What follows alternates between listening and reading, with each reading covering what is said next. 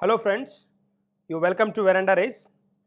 మనం ఇక్కడ ఇవాళ July month current affairs discuss చేస్తున్నాం. జూలై మంత్ కాకుండానే అప్పుడే కరెంట్ అఫైర్స్ అనుకుంటున్నారేమో. ఇప్పటివరకు అయిన డేస్ వరకు అంటే 30th డేకి 30వ తారీఖు దాకా మనం కరెంట్ అఫైర్స్ అన్ని ఎగ్జామ్స్కి ఉపయోగపడేలాగా చేస్తున్నాం. ఫోకస్ గ్రూప్ 4 మీద. రేపు ఎగ్జామ్ ఉంది కదా, సో ఎగ్జామ్ మీద ఫోకస్. ఖచ్చితంగా ఎగ్జామ్లో త్రూ అవ్వాలి అని అంటే ఇవి చూడాలి, ఖచ్చితంగా చూసుకొని వెళ్ళాలి. ఓకే, సో శ్రీలంక నూతన ప్రధానిగా దినేష్ గుణవర్ధనే. నూతన ప్రధాని దినేష్ గుణవర్ధనే. సో మనకి నేమ్ అడగడానికి స్కోప్ ఉంది, ఎందుకంటే రీసెంట్గానే చేంజ్ అయ్యారు కాబట్టి. గుణవర్ధనే, దినేష్ గుణవర్ధనే. ప్రధానమంత్రి, కన్ఫ్యూజ్ అవ్వకండి, రాష్ట్రపతి కాదు, ప్రధానమంత్రి. అధ్యక్షుడు గోటబయ రాజపక్స ఉన్నారు కదా, ఇతని సన్నిహితుడు అనమాట. అధ్యక్షుడిగా బాధ్యతలు చేపట్టిన మొదటి రోజే కొత్త కేబినెట్ ప్రమాణ స్వీకారం చేసింది. సో ఇక్కడ ఈయన ప్రధానమంత్రి. ఈయన తర్వాత మనకి ఇక్కడ ఇంకా ఇంపార్టెంట్ పాయింట్ ఏమైనా చూడాల్సిన అవసరం వస్తే మనకి ఇక్కడ ఇప్పుడు మనకి శ్రీలంక న్యూస్లో కనిపిస్తోంది. ఎందుకు అనంటే మనకి ద్రవ్యోల్బణం ద్వారా ఎఫెక్ట్ అయిన నేషన్గా ఇక్కడ చాలా చేంజెస్ వస్తున్నాయి. ఆ చేంజెస్లో ఇక్కడ మనకి కొత్త అధ్యక్షుడు వచ్చారు, కొత్త ప్రధాని వచ్చారు. ప్రధానమంత్రి ఎవరు అనంటే దినేష్ గుణవర్ధనే. నెక్స్ట్ వెళ్దాం. ఇప్పుడు మనం డిస్కస్ చేస్తుంది అంతర్జాతీయ అంశాలు. అంతర్జాతీయ అంశాల్లో ఇంకొక పాయింట్ నేను వెళ్తున్నాను. 2024కి ఐఎస్ఎస్లో ఐఎస్ఎస్ అంటే మనకు తెలుసు కదా, అంతర్జాతీయ అంతరిక్ష కేంద్రం. ఇంటర్నేషనల్ మనకి ఈ పర్టికులర్ అంతరిక్షానికి సంబంధించిన, అంతరిక్షం అంటే తెలుసు కదా, ఈ స్పేస్కి రిలేటెడ్గా ఉన్న సెంటర్ అన్నమాట ఐఎస్ఎస్ అనేది. సో ఇక్కడ మనకి రష్యా దీని నుంచి వైదొలుగుతానని చెప్పడం జరిగింది 2024కి. తెలుసు ఇప్పుడు ఉక్రెయిన్తో ఉన్న యుద్ధ ఛాయలతో మనం కనుక చూస్తే, ఉక్రెయిన్ యుద్ధ నేపథ్యంలో అమెరికా సహా పశ్చిమ దేశాలతో సఖ్యత పాడవడంతో రష్యా తాజాగా ఈ నిర్ణయం తీసుకుంది. సో ఈ ఏడాది ఐఎస్ఎస్లో రష్యా భాగస్వామిగా ఉండబోదని 2024 తర్వాత దీనిలో రష్యా భాగస్వామిగా ఉండబోదని అనౌన్స్ చేయడం జరిగిందనమాట. తర్వాత ఇటలీ ప్రధాని మారియో రాజీనామా చేశారు. ఇక్కడ మనం కనుక హైలైట్ పాయింట్ కనుక ఒకసారి కనుక చూస్తే మనకి ఓవరాల్గా ఈ ప్రభుత్వం నుంచి వైదొలుగుతున్నట్లు 5 స్టార్స్ పార్టీ ప్రకటించడంతో గత వారమే ఆయన రాజీనామా చేయడం జరిగింది. ఈయనే మారియో. రీసెంట్గా క్వశ్చన్ ఎలా అడుగుతాడు అని అంటే, ఎవరు మారియో అనే పర్సన్ ఏ దేశ ప్రధాని మనకి రాజీనామా చేశారని అడుగుతాడు. ఇటలీ ప్రధాని, ఇటలీ. నెక్స్ట్ మనకి వెళ్దాం. నౌకాదళ చరిత్రలో అత్యంత ప్రమాదకరమైన ఆయుధం K329 బెల్గోరోడ్ ఇదనమాట. సో ఇక్కడ మనం కనుక ఒక పాయింట్ కనుక చూస్తే, ప్రపంచ నౌకాదళ చరిత్రలో అత్యంత ప్రమాదకరమైన ఆయుధం ఆవిష్కృతమైంది. ఆ ఆయుధం సముద్రంలోని అత్యంత లోతుల్లో రహస్యంగా ఉండగలదు, అంటే సబ్మరైన్ లాగా అనమాట.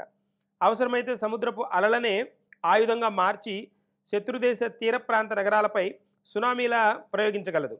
అదే K329. నేమ్ అడగడానికి స్కోప్ ఉంది. మనకి స్పెషల్గా మెన్షన్ చేశాడు గ్రూప్ 4లో సైన్స్ అండ్ టెక్నాలజీ అని. సైన్స్ అండ్ టెక్నాలజీ అని అన్నాడు కాబట్టి ఇలాంటివి మనం ఖచ్చితంగా చూసుకొని చూడాల్సిన అవసరం ఉంది. ఇటీవల రష్యాకు అత్యంత కీలకమైన కోలా ద్వీపకల్పానికి సమీపంలోని తెల్ల సముద్రంలో రష్యా అమ్ముల పొదిలోకి ఇది చేరడం జరిగిందనమాట. ఎక్కడ అంటే ఎవరి చేతిలో ఉంది ఇది అని అంటే రష్యా. That's a point. తర్వాత నెక్స్ట్ మనం వద్దాం. 2022 నవంబర్ 15 నాటికి ప్రపంచ జనాభా 800 కోట్లు అవుతుంది అనేది పాయింట్. ఎప్పటికీ? నవంబర్ 15 నాటికి. నవంబర్ 15, 2022 ఇప్పుడున్న సంవత్సరమే. ఎంత అవుతుందట? 800 కోట్లు అవుతుంది అనేది పాయింట్. 800 crores. చూడండి, ఇది ఎందుకు ఇంట్రడ్యూస్ చేశారు అని అంటే, మనకి ప్రపంచ జనాభా దినోత్సవం ఉంది కదా, ప్రపంచ జనాభా దినోత్సవాన్ని దాన్ని గుర్తుంచుకోవడానికి ఇది హోల్డ్ చేయడం జరిగిందనమాట.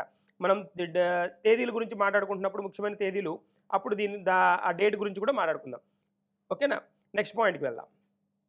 కెమికల్ కాస్ట్రేషన్స్ బిల్లుకు ఆమోదం. ప్రపంచవ్యాప్తంగా మహిళలు, చిన్నారులపై అత్యాచారాలు రోజురోజుకు పెరుగుతున్నాయి. థాయిలాండ్లో అత్యాచారాలకు పాల్పడిన వారిని కఠినమైన కెమికల్ కాస్ట్రేషన్ గురి చేసే బిల్లుకు థాయిలాండ్ పార్లమెంట్ ఆమోదం తెలిపిందనమాట. ఏ కంట్రీ అని అడుగుతాడు మనకి, ఏ కంట్రీ అనే అడుగుతాడు. థాయిలాండ్ అని చెప్పాలి. దీని ద్వారా ఏంటి అని అంటే, కొత్త చట్టం ప్రకారం సైకియాట్రిక్ అంతర్గత మెడిసిన్ స్పెషలిస్టుల ఆమోదంతో పాటు నేరస్తుడి అనుమతితో కెమికల్ కాస్ట్రేషన్ చేపట్టాలి. అంటే వాళ్ళకి వాళ్ళు చనిపోవాలి అని మేము అడుగుతారు కదా, మెర్సీ కిల్లింగ్ అంటాం. మెర్సీ కిల్లింగ్ అంటారు దాన్ని, మెర్సీ కిల్లింగ్. ఈ మెర్సీ కిల్లింగ్ పార్ట్‌లో ఖచ్చితంగా అక్కడ ఏం చెప్తున్నారంటే, అంతర్గత మెడిసిన్ స్పెషలిస్టుల ఆమోదంతో పాటు నేరస్తుడి అనుమతితోనే కెమికల్ కాస్ట్రేషన్ చేపట్టాలి. జనరల్‌గా కొంతమందిని తీవ్రవాదుల్ని వాళ్ళేంటి అనంటే ఉరి తీయడానికి వీటికి ఒప్పుకోనప్పుడు కెమికల్ కాస్ట్రేషన్ ద్వారా చంపుతూ ఉంటారు. అలాంటప్పుడు ఏంటి అనంటే అంతర్గత మెడిసిన్ స్పెషలిస్టుల ఆమోదం ఉండాలి అని తెలియజేయడం జరిగిందనమాట. లైంగిక సామర్థ్యాన్ని తగ్గించేలా శరీరంలో టెస్టోస్టిరాన్ స్థాయిలను తగ్గించే ఇంజెక్షన్లు ఇస్తారనమాట వాళ్ళకి. ఓకే. మెర్సీ కిల్లింగ్ పార్ట్‌లో మెర్సీ కిల్లింగ్‌లో అంటే ఇది వాళ్ళని అడిగి వాళ్ళు జీవించడానికి ఇష్టం లేనప్పుడు చంపడం మెర్సీ కిల్లింగ్ అనమాట. సో ఇక్కడేంటి అనంటే ఈ కెమికల్ కాస్ట్రేషన్ ద్వారా వాళ్ళలో ఎనర్జీని తగ్గించేసి చంపేస్తారు. అది ప్రాసెస్ అనమాట. తర్వాత అమెరికా పౌరసత్వాల్లో భారత్ రెండవ స్థానం. కన్ఫామ్‌గా అడుగుతాడు ఇలాంటివి, చాలా చాలా ఇంపార్టెంట్. అమెరికా పౌరసత్వాల్లో భారత్‌ది ఎన్నో స్థానం అని అడగచ్చు, దేనిది రెండవ స్థానం అని అడగచ్చు. సో ఆర్థిక సంవత్సరం 2022కి తొలి త్రైమాసికంలో కొత్తగా పౌరసత్వం పొందిన దేశాల జాబితాలో భారత్ రెండో స్థానాన్ని దక్కించుకుందనమాట. సో ఇక్కడ మనం చూసామనుకోండి, అత్యధికంగా ఎవరున్నారు అనంటే మెక్సికన్లు ఉన్నారు, మెక్సికో వాళ్ళు. తర్వాతి స్థానంలో భారతీయులు ఉన్నారు, తర్వాతి స్థానంలో భారతీయులు ఉండడం జరిగింది, సెకండ్ పొజిషన్. దాదాపు ఇక్కడ చూడండి మన నెంబరు. సో ఇక్కడ మనకి పాయింట్ ఏంటి అనంటే పౌరసత్వాలు జనాలు ఇక్కడి నుంచి వెళ్ళిన వాళ్ళందరూ హోల్డ్ కాదు, అక్కడ గ్రీన్ కార్డు హోల్డర్ అనమాట. గ్రీన్ కార్డ్ హోల్డర్స్ పౌరసత్వం ఉన్నవాళ్ళు. తర్వాత బంగారు నాణ్యాలను విడుదల చేయనున్న జింబాబ్వే. మనకు తెలుసు జింబాబ్వే అనగానే ద్రవ్యోల్బణం ద్వారా చితికిపోయిన దేశంగా తెలుసుకుంటూ ఉంటాం. ద్రవ్యోల్బణం మనకి 2008లో చూస్తే ఇది బాగా ఇబ్బంది పడిన కంట్రీ అప్పుడు. తర్వాత చాలా చేంజెస్ వచ్చాయి దీనిలో జింబాబ్వేలో. ఈ రీసెంట్గా మనం చూస్తే వచ్చే 5 ఏళ్లలో అమెరికా డాలర్ను కరెన్సీగా వాడాలనే ప్రతిపాదనను మన వాళ్ళు తీసుకురావడం జరిగింది జింబాబ్వేలో. దేశంలో ద్రవ్యోల్బణం 190% మించిపోయిందనమాట. ఇది మోర్ దాన్ 190% ద్రవ్యోల్బణం అంటే వస్తు ధరలు పెరగడం కదా, వస్తు ధరలు పెరిగే క్రమం, దీన్ని ఏమంటామంటే ద్రవ్యోల్బణం అంటాం. ద్రవ్యోల్బణం, ప్రతిద్రవ్యోల్బణం ఇవన్నీ విన్న పదాలే కదా. తర్వాత partnership for global infrastructure and investment. Partnership for global infrastructure and investment. So 2027 నాటికి భారత్ వంటి వర్తమాన దేశాల్లో భారీ మౌలిక వసతుల ప్రాజెక్టులకు పారదర్శకంగా నిధులు అందించేందుకు G7 దేశాల కూటమి ఉంది కదా, ఇదనమాట. ఇది partnership for global infrastructure and investment ఈ కొత్త పథకాన్ని తీసుకొచ్చిందనమాట. ఎవరు? G7లో మనకి దేశాలు తెలుసు కదా, G7 గురించి అడగడానికి స్కోప్ ఉంది. ఎవరు తీసుకొచ్చారో అని అడుగుతాడు. G7, G15, G20, Sarka, Asian ఇలా అడుగుతాడు అనమాట. సో దీని కింద $600 బిలియన్ డాలర్లు సమకూర్చుతున్నట్లు తెలిపిందనమాట. చైనా చేపట్టిన బెల్ట్ అండ్ రోడ్ ఇనిషియేటివ్కు పోటీగా దీన్ని ఇంట్రడ్యూస్ చేయడం జరిగింది.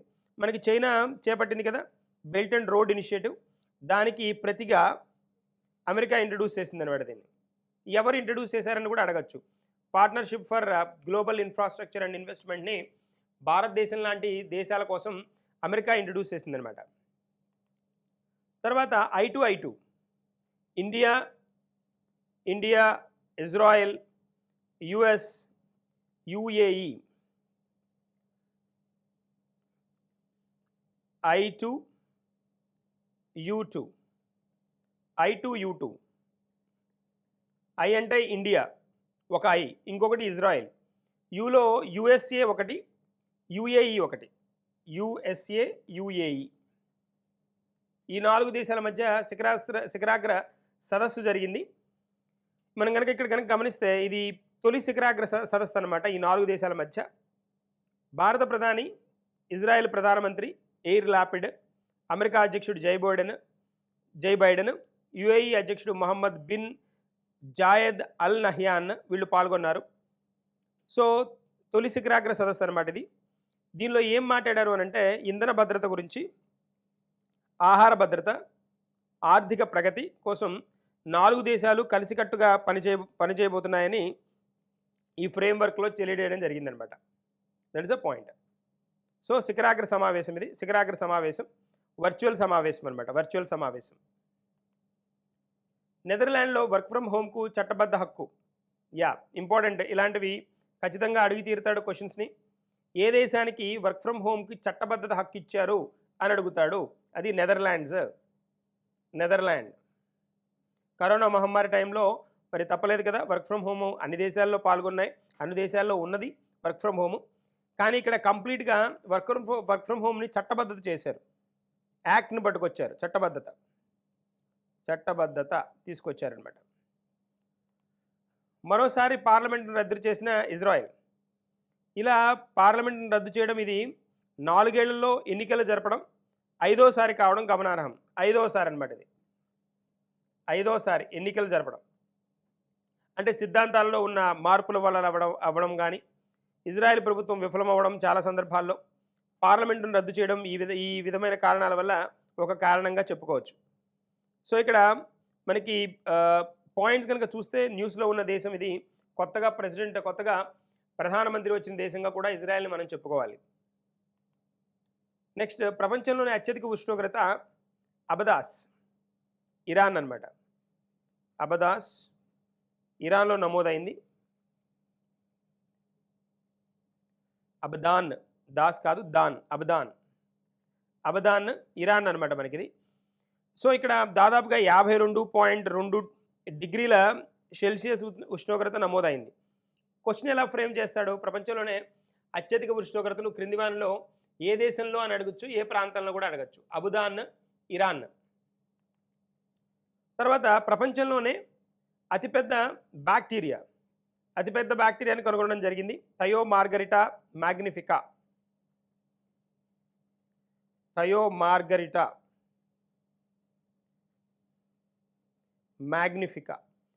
ఇలా కూడా అడుగుతాడు. కొత్త బ్యాక్టీరియా పేరేంటి అని అడుగుతాను. బ్యాక్టీరియాలు అన్ని చెడ్డ బ్యాక్టీరియాలు కాదు, కొన్ని మంచివి కూడా ఉంటాయి. ఇప్పుడు పెరుగు లాంటి వాటిలో ఉండే బ్యాక్టీరియాలు మనకి ఉపయోగపడే బ్యాక్టీరియా అనమాట, మంచి బ్యాక్టీరియా అనమాట.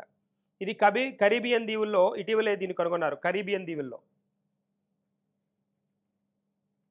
కరీబియన్ దీవుల్లో కనుగొన్నారు. మనం అంతర్జాతీయ అంశాలు డిస్కస్ చేస్తున్నాం. అంతర్జాతీయం, జాతీయం ఖచ్చితంగా మనకి ఎగ్జామ్లో ఫోకస్ చేస్తాడు అన్నాడు కూడా. కాబట్టి ప్రపంచ ఈవీ జాబితాలో ఎలక్ట్రిక్ వాహనాలు, ఈవీ అంటే ఎలక్ట్రిక్ వాహనాలు,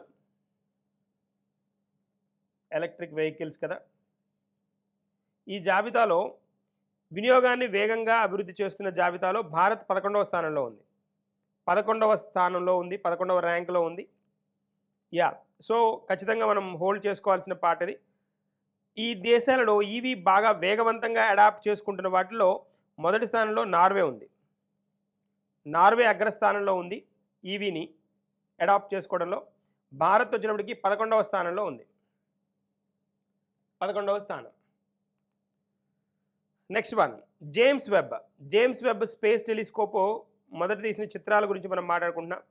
నాసా ఖగోళ రహస్యాలను ఛేదించడానికి నాసా ఇంట్రడ్యూస్ చేసిన మన టెలిస్కోప్ అనమాట. ఇది జేమ్స్ వెబ్ స్పేస్ టెలిస్కోప్. ఇది ఇక్కడ మనం కనుక గమనిస్తే అంతరిక్షంలో ప్రవేశపెట్టిన విషయం మనకు తెలిసిందే ఆల్రెడీ. దీన్ని తాజాగా ఈ టెలిస్కోప్ తొలిసారిగా యూనివర్స్ ఫోటోలు తీసిందనమాట. ఇదిగోండి ఇక్కడ కనిపిస్తున్నాయి చూడండి మనకి. యూనివర్స్ ఫోటోలు తీసింది. ఆ ఫోటోల్లో ఒకదాన్ని యుఎస్ అధ్యక్షుడు జో బైడెన్ విడుదల చేయడం కూడా జరిగిందనమాట. దాదాపుగా ఈ ఫోటోలో 4.6 బిలియన్ల ఏళ్ల క్రితం ఏర్పడిన స్మాక్స్ 0723 అనే గెలాక్సీ సమూహాల పెద్ద గ్రూపును కూడా చూడడం జరిగిందనమాట. ప్రపంచంలో అత్యంత శక్తివంతమైన పాస్పోర్ట్గా మరోసారి జపాన్ నిలిచింది. శక్తివంతమైన పాస్పోర్ట్, ప్రపంచంలో అత్యంత శక్తివంతమైన పాస్పోర్ట్గా జపాన్ నిలవడం జరిగింది. మొత్తం 193 దేశాలలో మొదటి స్థానంలో జపాన్ ఉండగా భారత్ 87వ స్థానంలో ఉంది. 87వ స్థానంలో భారతదేశం ఉంది. మొత్తం మనకి వీసా మనకి ప్రపంచంలో శక్తివంతమైన పాస్పోర్ట్లో మనది 87వ స్థానం. ఎన్ని దేశాలకి పాస్పోర్ట్ అంటే 60 దేశాలు. మనకి 60 దేశాలే అదనమాట. తర్వాత బ్రిటన్ ప్రధాని రేసులో భారత సంతతి వ్యక్తి, ఇంకా ఇతను జరుగుతోంది కదా, అక్కడ రేస్ జరుగుతోంది. దానిలో భారత్కి సంబంధించిన సంతతి వ్యక్తి ఉన్నాడు. ఈయన తెలుసు మనకి, రిషి సునక్ అని. రిషి సునక్ మన ఇన్ఫోసిస్ ఉన్నారు కదా, ఇన్ఫోసిస్ రూపకర్తలు ఎవరైతే ఉన్నారో వాళ్ళ అల్లుడు అనమాట ఈయన. ఓకేనా, రిషి సునక్. సో మనకి ఇక్కడ రెడీ ఫర్ రిషి అని ఒక నినాదాన్ని కూడా చేస్తున్నారన్నమాట. అంటే రిషి సునక్ కోసం మేము రెడీగా ఉన్నామని తెలియజేస్తూ అతని ఆర్థిక మంత్రిగా సమర్థమైన పనితీరుని పొగుడుతూ అనమాట ప్రచారానికి కూడా, ఈ టైప్లో ప్రచారానికి కూడా శ్రీకారం చుట్టారు. మనకి నారాయణమూర్తి ఉన్నారు కదా, నారాయణమూర్తి గారి అల్లుడు అనమాట ఇతను. నారాయణమూర్తి, ఇన్ఫోసిస్ నారాయణమూర్తి అల్లుడు. స్పెషల్ వన్ కదా, బ్రిటన్ ప్రధాని రేసులో ఉండడం అంటే సామాన్యమైన విషయం కాదు. యా, నెక్స్ట్ వన్ చూద్దాం. ప్రపంచవ్యాప్తంగా అత్యధిక పదవుల్లో ఉన్న భారతీయ సంతతి కనుక ఒకసారి చూసామనుకోండి మనం, ప్రపంచవ్యాప్తంగా ఉన్న వాళ్ళలో, అంటే ఇప్పుడు మనకి ఇతను అయితే బ్రిటన్ ప్రధాని అవుతారు కదా, అలాగా వివిధ దేశాల్లో ఉన్న భారతీయులను చూద్దాం ఒకసారి, ప్రభుత్వాధినేతలు అనమాట. సో ఆంటోనియో కోస్టా, పోర్చుగల్ ప్రధానమంత్రి Antonio Costa. Mohamed Irfaan Ali, Guyana అధ్యక్షుడు. ప్రవింద్ జగన్నాథ్, మారిషస్ ప్రధానమంత్రి, మారిషస్. తర్వాత పృథ్వీరాజ్ సింగ్ రూపాన్, మారిషస్ అధ్యక్షుడైన. చాన్ సంతోఖి, సురీనామ్ అధ్యక్షుడు అనమాట. వీళ్ళందరూ ఇండియా భారత సంతతికి చెందిన వ్యక్తులు అనమాట. వివిధ దేశాల్లో ఉన్నారు చూడండి ఇక్కడ, పోర్చుగల్, గయానా, మారిషస్ ప్రధానమంత్రి, అధ్యక్షుడు ఇద్దరు రెండే భారత సంతతి వాళ్ళే అనమాట. ఇక్కడ ఎందుకు చెప్పుకుంటున్నామంటే భారత సంతతి వాళ్ళని, రిషి సునక్ బ్రిటిష్ ప్రధాని కనుక అయితే అతను భారత సంతతి వాడే కాబట్టి ఆ పరిణామంలో ఎవరెవరు ఉన్నారనేది ఒకసారి చెక్ చేస్తున్నాం. చాన్ సంతోఖి సురినామ్ అధ్యక్షుడు అనమాట. వీళ్ళు మనకు ఆల్రెడీ తెలిసిన వాళ్ళే. కమలా హ్యారిస్ ఉన్నారు, vice president United States of America కదా. తర్వాత Bharrat Jagdeo, vice president Guyana. తర్వాత లియో వరద్కర్, తానైస్టే మరియు ఎంటర్ప్రైజ్, వాణిజ్యం మరియు ఉపాధి మంత్రి, ఐర్లాండ్ అనమాట. ప్రభుత్వ ఉపాధి అధిపతులు వీళ్ళు, వివిధ దేశాల్లో ఉన్న భారత సంతతి వారనమాట. తర్వాత అఖిల భారతీయ శిక్షా సమాగం,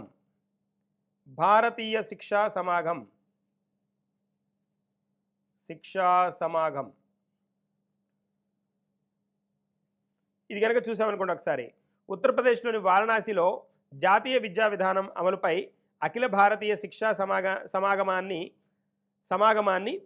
ప్రధానమంత్రి మోడీ ప్రారంభించారన్నమాట. ఎక్కడ ప్రారంభించారని అడుగుతాడు. దీని ఉద్దేశం ఏంటి అని అంటే, సమర్థవంతమైన దీన్ని అమలు కోసం జాతీయ విద్యా విధానం ఉంది కదా, నేషనల్ ఎడ్యుకేషన్ పాలసీ 2020 కదా, దాన్ని అమలు చేయడానికి రోడ్ మ్యాప్ను చర్చించడానికి ఈ వేదికను తీసుకోవడం జరిగిందనమాట. అఖిల భారతీయ శిక్షా సమాగమం అనేది దేనికి, క్రింది వానిలో దేనికి సంబంధించింది అని అడుగుతాడు అనమాట. అది పాయింట్. తర్వాత చూద్దాం, భారతదేశం నేపాల్ మధ్య శ్రీరామాయణ యాత్ర.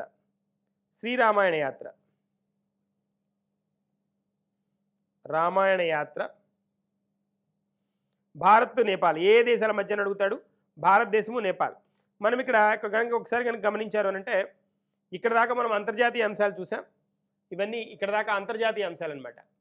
మనం నెక్స్ట్కి ఇక్కడ నుంచి జాతీయ అంశాలు, ఇవి జాతీయ అంశాలు అనమాట. ఓకే, ఎక్కడి నుంచి ఎక్కడి దాకా అని అడుగుతాడు. రామాయణ యాత్ర భారత్ నుంచి నేపాల్కి అనమాట. అంటే ఇప్పుడు సీతాదేవి పుట్టినిల్లు నేపాల్ కదా, సీత పుట్టినిల్లు నేపాల్, రాముడిది భారత్ కదా. సో అలాగా ఆ సెన్స్ వచ్చే విధంగా వీటిని ఇంట్రడ్యూస్ చేయడం జరిగిందనమాట. అంటే శ్రీరాముడు జన్మించిన అయోధ్య, నందిగ్రామ్, జనక్పుర, సీతామఢి, వారణాసి, ప్రయాగరాజ్, చిత్రకూట్, నాసిక్, హంపి, రామేశ్వరం, కాంచీపురం, భద్రాచలం వంటి వివిధ పుణ్యక్షేత్రాల ద్వారా కొనసాగి తిరిగి మళ్ళీ ఢిల్లీ చేరుతుందనమాట. అది శ్రీ రామాయణ యాత్ర ప్రాసెస్ చేయదనమాట, ఇంపార్టెన్స్ అనమాట. నెక్స్ట్ మనకి వెళ్దాం. భారత ఆవిష్కరణల సూచి. ఇన్నోవేషన్ అంటాం కదా, ఆవిష్కరణలు అంటే ఇన్నోవేషన్ ఇండెక్స్. సో దీనిలో మనం కనుక ఒకసారి చూసామనుకోండి, ఇండియన్ ఇన్నోవేషన్ ఇండెక్స్ ఆర్ భారత ఇండియా ఇన్నోవేషన్ ఇండెక్స్, III అంటాం. ఎవరు ఇంట్రడ్యూస్ చేస్తారంటే నీతి ఆయోగ్ ఇంట్రడ్యూస్ చేస్తుంది మనకిది. దీనిలో మనం కనుక ఒకసారి గమనించాలనుకోండి, టాప్ స్టేట్ కర్ణాటక, రెండవది తెలంగాణ, మూడవది హర్యానా. అంటే మేజర్ స్టేట్లో అనమాట, పెద్ద రాష్ట్రాలలో 3. ఫస్ట్ది కర్ణాటక, తర్వాత మన తెలంగాణ ఉంది కదా, 2వ స్థానంలో తెలంగాణ. అండ్ 3 హర్యానా, 3వ ప్లేస్లో హర్యానా ఉందన్నమాట. తర్వాత north eastern states, north eastern hill states కనుక మనం ఒకసారి చూసామనుకోండి, మణిపూర్ ఒకటి ఉంది, మణిపూర్, ఉత్తరాఖండ్, మేఘాలయ, ఇవన్నమాట. ఓకేనా. ఆంధ్రప్రదేశ్ వచ్చినప్పటికీ 9వ స్థానంలో ఉంది, 13.32 స్కోర్ తోటి ఆంధ్రప్రదేశ్ 9వ స్థానంలో నిలవడం జరిగిందనమాట. నెక్స్ట్ వన్, పార్లమెంటులో నిషేధించిన పదాలు. ఇక్కడ ఒకసారి చూద్దాం, ఇవి ఇంపార్టెంటే కదా. స్నూప్ గేట్ ఒక పదము. లోక్సభ సెక్రటేరియట్ తాజాగా ఒక కొత్త బులెటిన్ రిలీజ్ చేసింది. దీనిలో జుమ్లా జీవి ఇదొక పదము. కోవిడ్ స్ప్రెడర్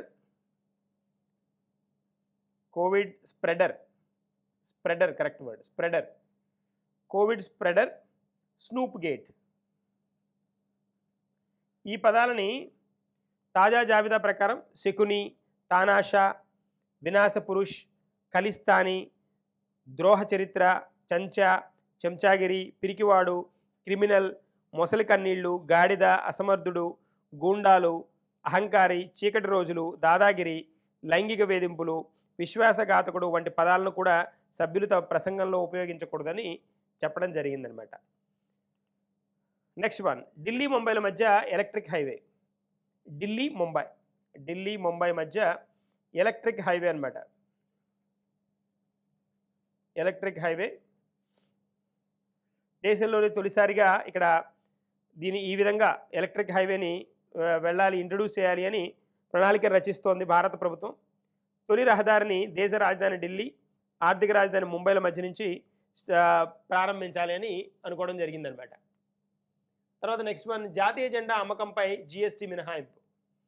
దీని మీద అంటే జాతీయ జెండాని కనుక అమ్మితే దాని మీద జిఎస్టీ ఉండదు, జిఎస్టీ మినహాయిస్తారు, ఎక్సెప్షన్ ఉంటుంది, మినహాయింపు అని అనౌన్స్ చేయడం జరిగిందనమాట. పట్టు, ఉన్ని లేదా ఖాదీతో చేతితో తయారు చేసే జాతీయ పథకాలకు ఇప్పటికే జిఎస్టీ మినహాయించడం జరిగింది. అది గవర్నమెంట్ ప్రభుత్వం అనౌన్స్ చేయడం జరిగిందనమాట అఫీషియల్గా. లింగ సమానత్వంలో భారతదేశ స్థానం 135. ఇది ఒక ప్రత్యేకమైన స్పెషల్ పాయింట్ కింద చెప్పుకోవాలి. ఐస్లాండ్ మొదటి స్థానంలో ఉంది అని అంటే ఇక్కడ మీనింగ్ ఏంటి అంటే లింగ సమానత్వం అసలు లేదు అని కాదు, లింగ సమానత్వం చాలా ఎక్కువ ఉంది అని. మొత్తం 146 దేశాల్లో భారతదేశానికి 135వ ర్యాంక్. అంటే మనకంటే వెనక ఇంకో 11 దేశాలు మాత్రమే ఉన్నాయన్నమాట. 135వ స్థానంలో భారతదేశం ఉండడం జరిగింది. ఐస్లాండ్ తర్వాత ఫిన్లాండ్, నార్వే, న్యూజిలాండ్, స్వీడన్ ఉన్నాయన్నమాట. ఈ దేశాలు ఉండడం జరిగింది. ఓకేనా. తర్వాత మనకి ఇంకా ఇక్కడ ఒక పాయింట్ కూడా చెప్పారు, భారతదేశం లింగ సమానత్వాన్ని సాధించడానికి ఇంకా 132 సంవత్సరాలు పడుతుంది అని కూడా చెప్పారనమాట. That's a point. ఉపరాష్ట్రపతి అభ్యర్థులుగా జగదీప్, మార్గరెట్ ఆల్వా. మనకి ఇది విన్నాం కదా, రాష్ట్రపతి ఎన్నికలు విన్నాము, ఉపరాష్ట్రపతి పాటలో వీళ్ళిద్దరు ఉన్నారనమాట.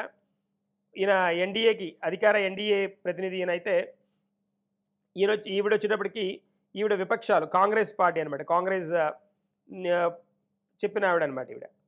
సో ఉపరాష్ట్రపతి అభ్యర్థులుగా జగదీప్ ఆయనతో పాటు జగదీప్ ధన్కడ్ అనమాట, ధన్కడ్ అంటారు, మార్గరెట్ ఆల్వా, వీళ్ళిద్దరు ఉన్నారనమాట.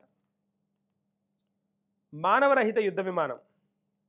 మానవరహిత అంటే ఇక్కడ మనకి డిఆర్డిఓ కనుక అబ్జర్వ్ చేస్తే డిఫెన్స్ రీసెర్చ్ డెవలప్మెంట్ ఆర్గనైజేషన్ కదా, ఇంకొక కొత్త మైల్ రాయిని ఇది రీచ్ అయింది అని చెప్పాలన్నమాట. ఇక్కడ autonomous flying wing technology demonstrator విమానాన్ని విజయవంతంగా పరిశీలించింది.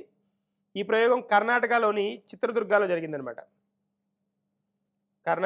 చిత్రదుర్గ.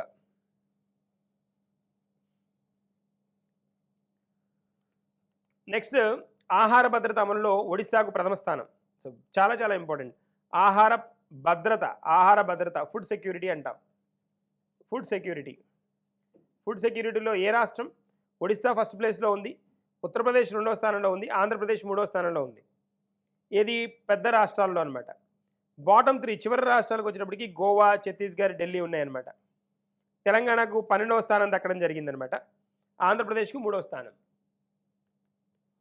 2021, 22 ఆహార భద్రతలో తమిళనాడు టాప్. 2021, 22లో 21, 22 సంవత్సరానికి తమిళనాడు టాప్ పొజిషన్లో ఉందన్నమాట. తమిళనాడు. అప్పుడు మనం కనుక గమనిస్తే ఆంధ్రప్రదేశ్ 17వ స్థానంలో ఉంది, తెలంగాణ 15వ స్థానంలో ఉందన్నమాట. సో అలాంటిది మనకి ఇక్కడ ఆహార భద్రతలో 2022, 23కి ఎంత చేంజ్ వచ్చిందో చూడండి. వరుసగా 4వ ఏడాది తొలి స్థానంలో నిలిచిన ఐఐటి మద్రాస్.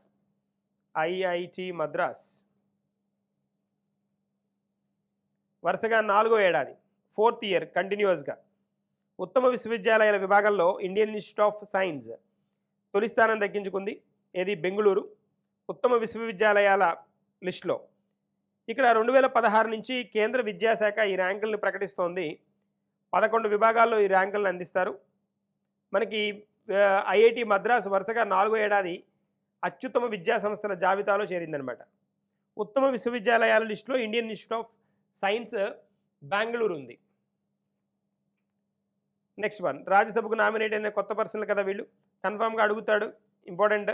ఈ నలుగురు సౌత్కి సంబంధించిన వాళ్ళు ఈ నలుగురు అవడం ఒక కొత్త ప్రత్యేకమైన విషయం కూడా చెప్పుకోవాలి.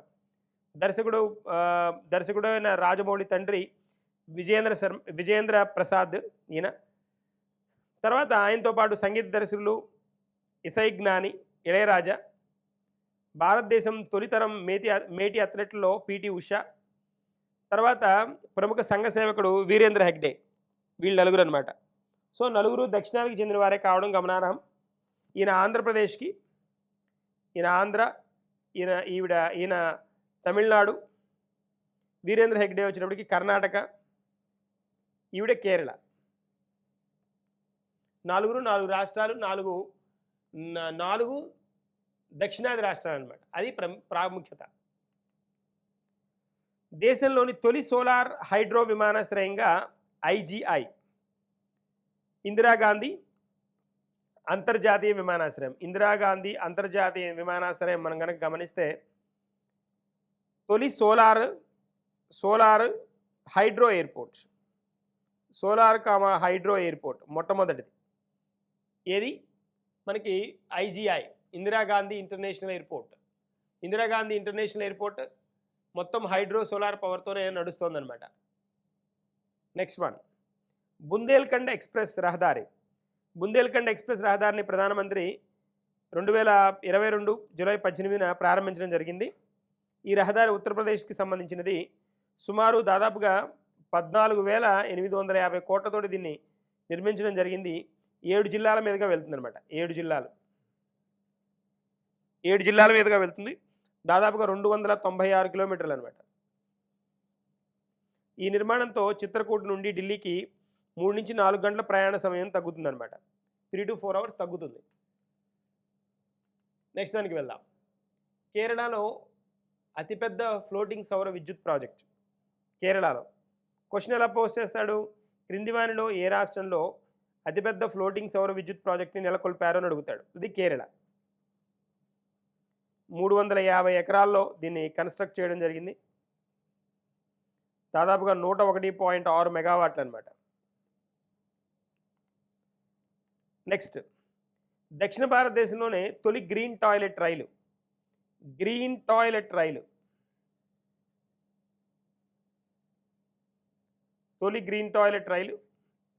దక్షిణ మధ్య రైల్వే విజయవాడ డివిజన్లో అత్యుత్తమ సేవలు అందిస్తున్న పినాకిని ఇంటర్సిటీ సూపర్ ఫాస్ట్ ఎక్స్ప్రెస్ని ఈ ప్రధానమైందనమాట. దక్షిణ భారతదేశంలోనే మొదటి గ్రీన్ టాయిలెట్ కలిగిన రైలు ఇదే, పినాకిని అనమాట. మొట్టమొదటి గ్రీన్ టాయిలెట్ రైట్ పినాకిని. ఇది విజయవాడ డివిజన్లో అత్యుత్తమ సేవలు అందిస్తుంది అనమాట. చాలా స్పెషల్ ట్రైన్గా కూడా చెప్తారు దీన్ని. ప్రతిభా రాయ్కి సినారే జాతీయ పురస్కారం ఇవ్వడం జరిగింది. ప్రతిభా రాయ్ మన పద్మ అవార్డ్స్లో కూడా ఉన్నారు కదా ఈవిడ ఈ సంవత్సరం. సినారే జాతీయ పురస్కారం. ఈవిడ జ్ఞానపీఠ అవార్డు గ్రహీత. పద్మభూషణ్ వచ్చింది ఈవిడికి. పద్మభూషణ్ పద్మభూషణ్ డాక్టర్ సి నారాయణ రెడ్డి జాతీయ సాహిత్య పురస్కారాన్ని ఈ ఏడాది ఈవిడికి ప్రదానం చేయడం జరిగింది. ఈవిడ ఒడియా రచయిత్రి అనమాట. ఒడియా రచయిత్రి. సో ఆయన సి నారాయణ రెడ్డి 91వ జయంతి సందర్భంగా ఈ అవార్డుని ఇవ్వడం జరిగిందనమాట. చుక్కా రామయ్యకు జీవిత సాఫల్య పురస్కారం, లైఫ్ టైమ్ అచీవ్మెంట్ అవార్డు అనమాట. చుక్కా రామయ్యకు జీవిత సాఫల్య పురస్కారం తెలంగాణ వేదిక్ మ్యాథ్స్ ఫోరం ఆధ్వర్యంలో ఇవ్వడం జరిగిందనమాట. తెలంగాణ వేదిక్ మ్యాథ్స్ ఫోరం ఆధ్వర్యంలో జీవిత సాఫల్య పురస్కారాన్ని అందజేయడం జరిగింది. జూలై 8న ఈ త్యాగరాయ గాన సభలో ఈ అవార్డుని అనౌన్స్ చేయడం జరిగిందనమాట. 68వ జాతీయ చలనచిత్ర అవార్డులు, కన్ఫామ్గా క్వశ్చన్ వస్తుంది. 68వ జాతీయ చలనచిత్ర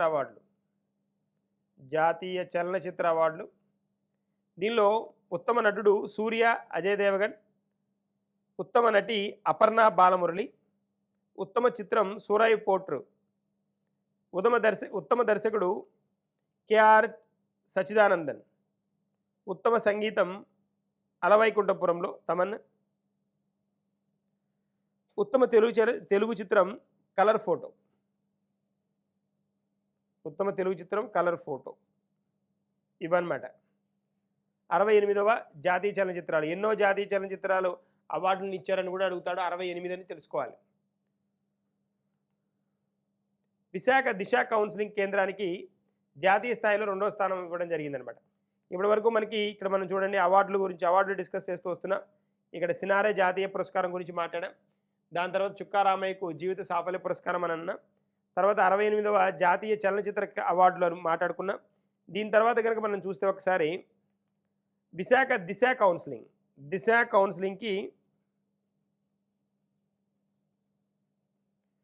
కౌన్సిలింగ్ కేంద్రానికి జాతీయ స్థాయిలో ఎన్నో స్థానం అంటే 2వ స్థానం. ఖచ్చితంగా ఎగ్జామ్ పాయింట్ ఆఫ్ వ్యూలో అడిగిన క్వశ్చన్ ఎక్కువ మనకి ఎగ్జామ్ జరిగే మంత్వే అడుగుతున్నాడు, లేదా ఎగ్జామ్ జరిగిన జస్ట్ ముందు మంత్ అడుగుతున్నాడు. కాబట్టి వీటిని హోల్డ్ చేసుకోవాలి అంటే వీటన్నిటిని ఒకసారి చూడండి. వీడియో అంతా అన్నీ మనకి ఎక్కడి నుంచి క్వశ్చన్ వస్తుందో తెలియదు. కాబట్టి క్లియర్గా ఇవంతా చూశారు అని అంటే కరెక్ట్గా గంట స్పెండ్ చేస్తే మొత్తం చూసేయచ్చు ఒక మంత్ అంతా. దట్ ఇస్ ద ఇంటెన్షన్ అనమాట. రోసయ్య స్మారక జీవన సాఫల్య పురస్కారం పి సుశీలకి ఇచ్చారనమాట. మన గాన కోయిల అంటాం కదా, ఎన్ని తెలుగు వాళ్ళు గాన కోయిల అని పిలుస్తారు పి సుశీలని. రోసయ్య స్మారక జీవన సాఫల్య పురస్కారం. స్మారక జీవన సాఫల్యం, లైవ్ అచీవ్మెంట్, జీవన సాఫల్య పురస్కారం. నెక్స్ట్ వన్, గ్రీకో రోమన్ విభాగంలో భారత్కు 32 ఏళ్ల తర్వాత స్వర్ణ పథకం వచ్చింది. భారత్కు 32 ఏళ్ల తర్వాత 32 ఇయర్స్ తర్వాత స్వర్ణ పథకం రావడం జరిగింది. అంటే భారత యువ రెజ్లర్ సూరజ్ అనమాట. తను సూరజ్ విజేతగా అవతరించాడు. ఫైనల్లో ఇతను 11 పాయింట్లతోటి మన అజర్బైజన్పై విజయం సాధించాడు. 1990లో పప్పు యాదవ్ తర్వాత ప్రపంచ అండర్-17 ఛాంపియన్షిప్లో గ్రీకో రోమన్ విభాగంలో, గ్రీకో రోమన్ అనేది ఒక మోడల్ అనమాట, రెజ్లింగ్లో ఒక మోడల్ గ్రీకో రోమన్ అనేది. దానిలో ఇతను నిష్ణాతుడు అనమాట. భారత రెజ్లర్ ఎవరు? సూరజ్. నెక్స్ట్, ప్రపంచ రికార్డు సాధించిన సిడ్నీ మెక్లాఫ్లిన్.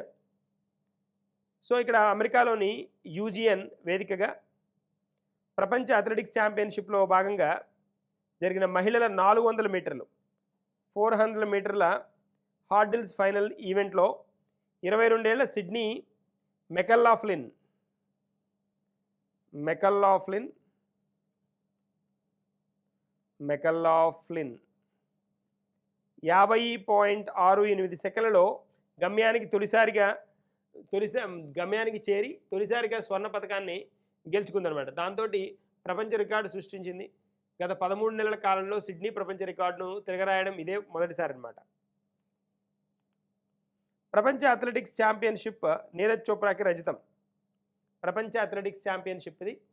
దీనిలో నీరజ్ చోప్రా, మనకు తెలుసు కదా, నీరజ్ చోప్రా వర్డ్ వినిపిస్తోంది బాగా ఈ మధ్య జావలిన్ త్రోలో. నీరజ్ చోప్రా మనకి కామన్వెల్త్ కూడా ఉండాల్సిన ఇతను కామన్వెల్త్స్లో ఇతను పాల్గొనడం లేదు సెవరల్ రీజన్స్ వల్ల. సో ఎనీవేస్ మనకి మీరు దీనికి సంబంధించిన విషయాలు అవి కావాలంటే రోజు కరెంట్ అఫైర్స్ని అప్డేట్ చేసుకోండి. వెరండా రేస్ మనకి మీరు సబ్స్క్రైబ్ చేసుకున్నారు అంటే మీకు అలర్ట్స్ అవి కూడా వస్తాయి. వీటిని ఎప్పటికప్పుడు మీకు వచ్చే వీడియోస్ అన్ని హ్యాండిల్ చేసుకోవడం, హై క్వాలిటీ వీడియోస్ అన్ని మీకు ఇవ్వడం జరుగుతుంది. కాబట్టి వాటిని ఆ అవకాశాన్ని సద్వినియోగం చేసుకోండి. ఓకే, తర్వాత ఇక్కడ జావలిన్ త్రోలో 88.13 మీటర్ల దూరాన్ని విసిరి రెండవ స్థానంలో నిలిచి రజతం అంటే సిల్వర్ కదా, సిల్వర్ పథకాన్ని కైవసం చేసుకున్నాడు. డిఫెండింగ్ ఛాంపియన్ అండర్సన్ పీటర్స్ జావలిన్ను 90.54 మీటర్ల దూరం విసిరి స్వర్ణ పథకాన్ని నిలబెట్టుకోగా, జాకుబ్ వాద్లిచ్ చెక్ రిపబ్లిక్ అనమాట 88.09 మీటర్లలో పంపించి కాంస్య పథకాన్ని అందుకున్నాడు అనమాట. ఇది పాయింట్స్. నెక్స్ట్ వన్, ప్రపంచ అథ్లెటిక్స్ ఛాంపియన్షిప్స్లో రష్యాపై వేటు. తెలిసిన విషయమే కదా ఇది. ప్రపంచ athletics champion, world athletics championship ఎవరు ఏ కంట్రీ మీద ఈ మధ్యకాలంలో ఏ కంట్రీ మీద నిషేధం అనౌన్స్ చేసింది? రష్యా పైన. యుక్రెయిన్ యుద్ధమే కదా రీజన్ దీనికి. నెక్స్ట్ వన్, అమృత్ సరోవర్లో 3వ స్థానంలో ఆంధ్రప్రదేశ్. Amrit Sarovar important one. అమృత్ సరోవర్లో 3వ స్థానంలో ఆంధ్రప్రదేశ్ నిలిచింది. దేశవ్యాప్తంగా కేంద్ర ప్రభుత్వం చేపట్టిన అమృత్ సరోవర్ కార్యక్రమం ఆంధ్రప్రదేశ్ 3వ స్థానానికి ఎగబడడానికి ఛాన్స్ దొరికింది. దేశానికి స్వాతంత్రం వచ్చిన 75 ఏళ్ళు పూర్తవుతున్న సందర్భంలో దేశంలోని ప్రతి జిల్లాలో కనీసం 75 చెరువులను అభివృద్ధి చేయాలన్న లక్ష్యంతో ప్రధాని నరేంద్ర మోడీ ఈ ఏడాది ఏప్రిల్ 24న కార్యక్రమాన్ని ఇంట్రడ్యూస్ చేయడం జరిగిందనమాట. సో ఇది పాయింట్. ఎన్ని నిర్మించాలి, ఎన్ని చెరువులు? 75 చెరువులు. ఇలాంటి పాయింట్స్ మర్చిపోకండి, ఇంపార్టెంట్. సో ఇక్కడ మనకి బెన్ స్టోక్స్ ఉన్నాడు కదా, ఇతను తెలిసిన ఆల్రౌండర్, మనకి ఇంగ్లాండ్ ఆటగాడు కదా.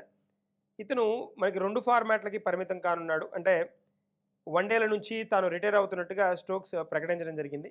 టెస్ట్ క్రికెట్కు తన ప్రాధాన్యత అని T20లో కూడా ఆడతానని ఇతను వెల్లడించడం జరిగిందనమాట. టెస్ట్ T20లో మాత్రమే అవైలబుల్గా ఉంటానని, ఓడీల నుంచి దాన్ని వైదొలుగుతున్నానని చెప్పడం జరిగిందనమాట. తర్వాత చూద్దాం, భారత్కు తొలి స్వర్ణ పథకాన్ని అందించిన మేరాజ్ అహ్మద్ ఖాన్ ఇతను ప్రపంచ షూటింగ్ టోర్నీ చరిత్రలో పురుషుల స్కీట్ విభాగంలో భారత్కు తొలి స్వర్ణ పథకాన్ని అందించాడనమాట. మేరాజ్ అహ్మద్ ఖాన్ ఇతను వ్యక్తి. తర్వాత సింగపూర్ ఓపెన్ టైటిల్ను సొంతం చేసుకున్న పివి సింధు. క్రింది వాటిలో ఇలా క్వశ్చన్ అడిగేస్తాడు. పివి సింధుకి రీసెంట్గా గెలుచుకున్న ఓపెన్ టైటిల్ ఏది అని. సింగపూర్ ఓపెన్ టైటిల్ ఇదనమాట. సో ఇక్కడ మనం కనుక ఒకసారి పాయింట్స్ చూస్తే ఇక్కడ చూడండి, ప్రపంచ 11వ ర్యాంకర్ ఆసియా ఛాంపియన్ వాంగ్ జీయు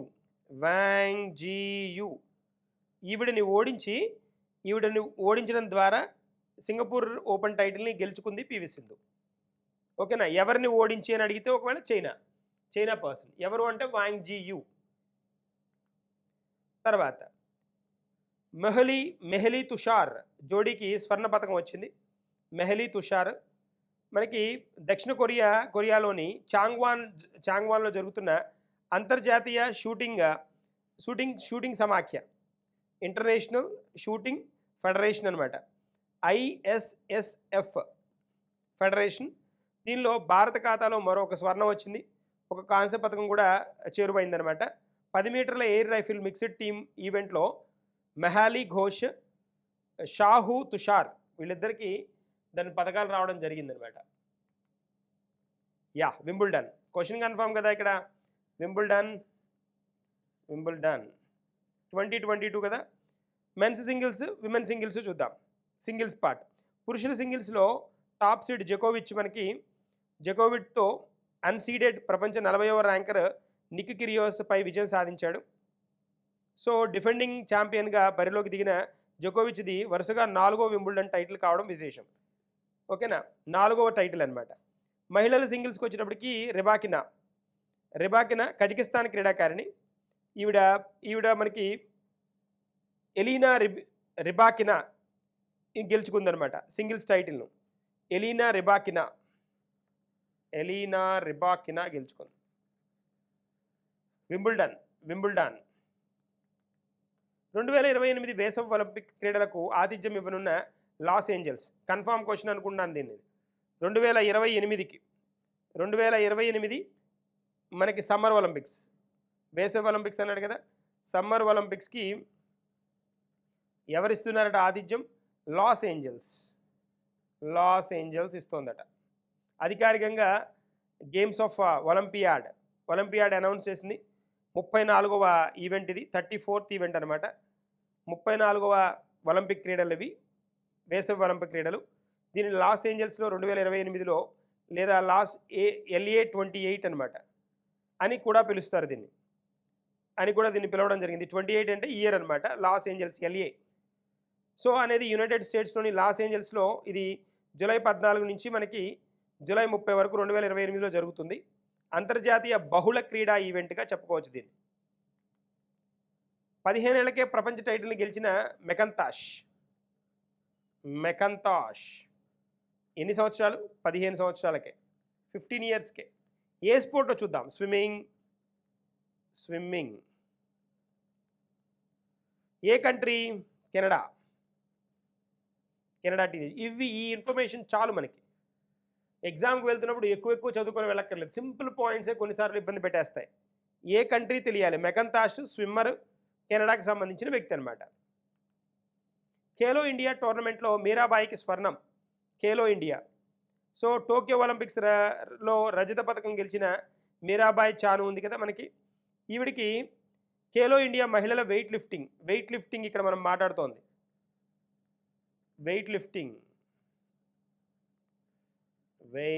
లిఫ్టింగ్ స్వర్ణం గెలుచుకుంది. తన పేరిట ఉన్న జాతీయ రికార్డు 88 కిలోలు అనమాట. ఆల్రెడీ దానిలోనే ఆమె అధిగమించలేకపోయింది అనమాట. 88 ఉంది రికార్డు, దాన్నే హోల్డ్ చేసినా కూడా స్వర్ణం వచ్చింది. ఖేలో ఇండియా టోర్నమెంట్లో స్వర్ణ పథకం గెలుచుకున్న వెయిట్ లిఫ్టర్ ఎవరని అడుగుతారు. That's a point. తర్వాత నెంబర్ 1 స్థానంలో బుమ్రా. నెంబర్ 1 ఫస్ట్ పొజిషన్లో నెంబర్ 1 దేనిలో అట? భారత స్టార్ పేసర్ కదా. టెస్టుల్లో ఒకే ఓవర్లో అత్యధికంగా 29 పరుగులు చేసిన బ్యాట్స్మెన్గా బుమ్రా ప్రపంచ రికార్డు సొంతం చేసుకున్నాడు. మనకు తెలిసిన విషయమే. అంతర్జాతీయ క్రికెట్ మండలి ICC జూలై 13న విడుదల చేసిన వన్డే బౌలర్ల ర్యాంకింగ్లో కూడా టీమిండియా సీనియర్ సీమర్ 718 పాయింట్లతోటి నంబర్ 1 ర్యాంకులో నిలిచాడు. నెక్స్ట్ పార్ట్లో బౌల్ట్ ఉన్నాడు. షాహిన్ అఫ్రిది వచ్చేటప్పటికి 681, 2-3 ర్యాంకులో ఉన్నారనమాట వీళ్ళు. That's a point.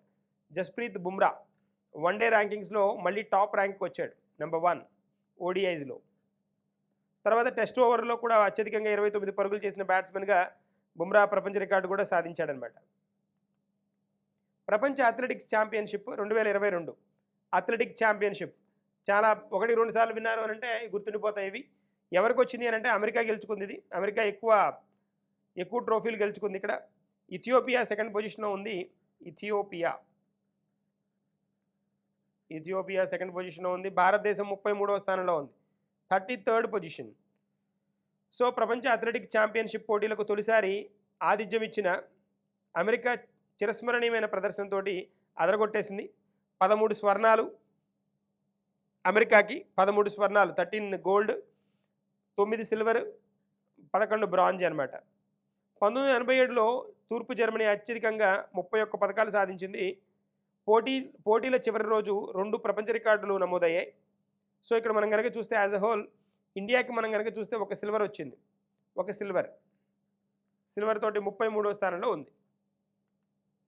కామన్వెల్త్ క్రీడలు ఇప్పుడు బర్నింగ్ 1 కదా. ఇది మనకి జూలై 28 నుంచి స్టార్ట్ అయ్యాయి కదా. ఆగస్టు 8 దాకా జరుగుతాయి. ఆగస్టు 8 మటుకు జరుగుతాయి కదా కంటిన్యూస్గా. ఈ కామన్వెల్త్ క్రీడలు మనకు తెలుసు 4 సంవత్సరాలకు ఒకసారి జరుగుతాయని. మొదటిసారిగా ఎప్పుడు అంటే 1930లో హామిల్టన్ ఒంటారియోలో జరిగాయి. కామన్వెల్త్ క్రీడలు మనకి 1942, 46లో జరగలేదన్నమాట. ప్రపంచ యుద్ధాల కారణంగా జరగలేదు అవి. తర్వాత కామన్వెల్త్ క్రీడల్లో మనకి ఎగ్జామ్ పాయింట్ ఆఫ్ వ్యూలో అవసరమైన అంశాలు ఇక్కడ నేను వాటిపైన కేంద్రీకరించడం జరిగింది. ఇటు కనుక మనం దృష్టి కేంద్రీకరించడం జరిగింది. ఆతిథ్య నగరం వచ్చినప్పటికి బెర్మింగ్హామ్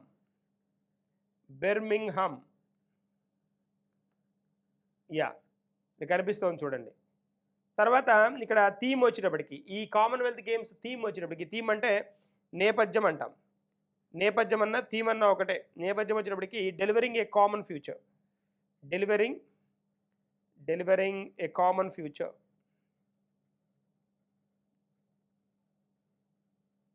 ఏ కామన్ ఫ్యూచర్. మోటో వచ్చేటప్పటికి games for everyone. Games for everyone.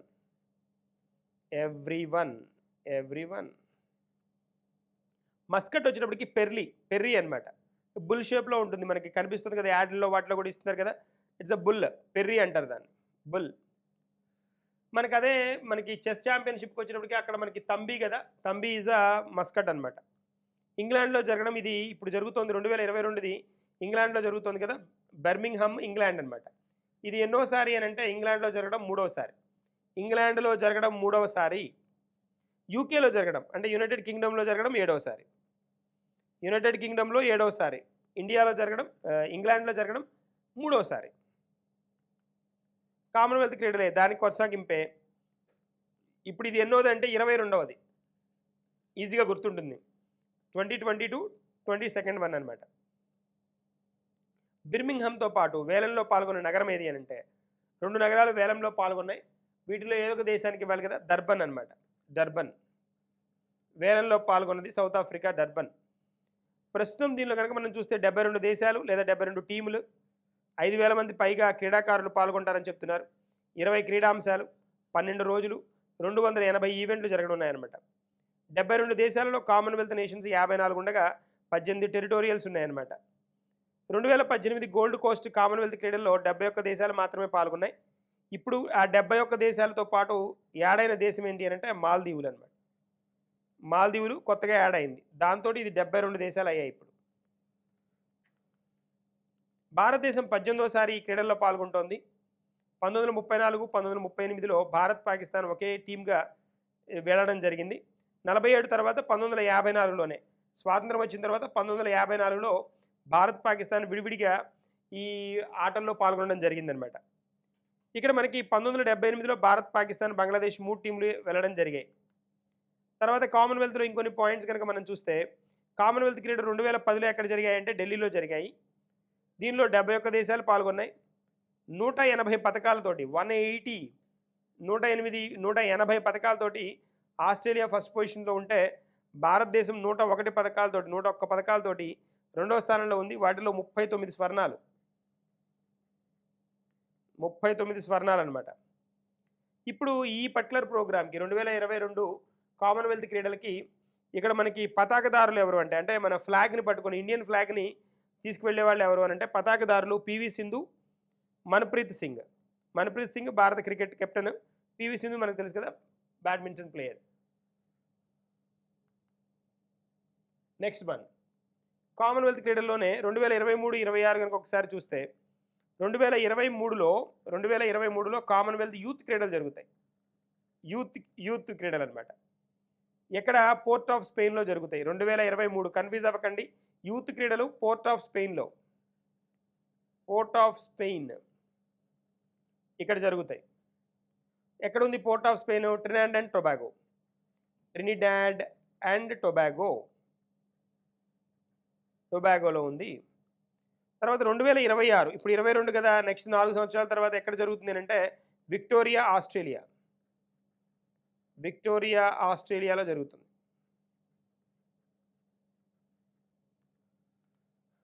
ప్రపంచ చెస్ ఛాంపియన్షిప్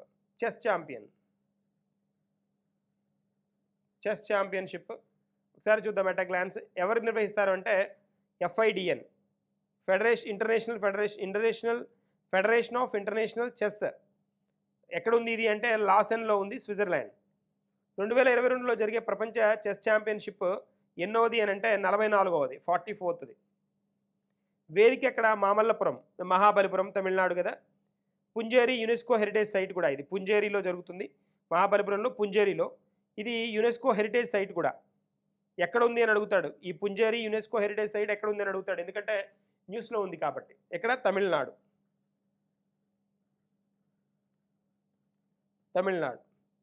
మోదీ టార్చ్ రిలేను అంటే ఈయన ఈ స్పోర్ట్స్కి రిలేటెడ్గా చెస్ ఛాంపియన్షిప్కి జూన్ 19 రోజునే ఈ టార్చ్ని ఇంట్రడ్యూస్ చేయడం జరిగిందనమాట, రిలేని, టార్చ్ రిలేని. ఇది 75 నగరాలకి వెళ్ళి మళ్ళీ మామల్లపురం వచ్చిందనమాట. దానిలో కనుక మనం ఒకసారి చూస్తే ప్రపంచ చెస్ ఛాంపియన్షిప్ 2022ని రష్యాలో నిర్వహించాల్సి ఉంది అఫీషియల్గా. అయితే రష్యా ఉక్రెయిన్ యుద్ధం కారణంగా భారత్లో నిర్వహించడం జరుగుతోంది. దీని నినాదం ఏంటి అని అంటే నమ్మ చెస్ నమ్మ ప్రైడ్. 187 దేశాల నుండి దాదాపుగా దీనిలో 2000 మంది క్రీడాకారులు పాల్గొంటున్నారు, 2000 మంది. దీని మస్కట్ వచ్చేటప్పటికి తంబి అనమాట. తంబి ఈజ్ ద మస్కట్. మనకి ఇది కూడా ఉంది కదా ఆ ఈవెంట్కి, తంబి ఈజ్ ద మస్కట్ అనమాట. ఒక గుర్రం బొమ్మ కనిపిస్తూ ఉంటుంది చూడండి, గుర్రపు బొమ్మ కనిపిస్తూ ఉంటుంది. అంటే నైట్ ఉంది కదా మనకి చెస్ ఆటలో నైట్ అని ఉంటుంది. నైట్ ఒక గుర్రం అనమాట, దాని షేప్ దాని క్లాడ్ లాగా కనిపిస్తుంటుంది, దాని తలమడుగు కనిపిస్తూ మన శాస్త్రీయ సాంప్రదాయమైన వస్త్రధారణ తమిళనాడు వస్త్రధారణలో కనిపిస్తుంది అనమాట. ఇది పాయింట్. తర్వాత సైన్స్ అండ్ టెక్నాలజీకి వద్దాం.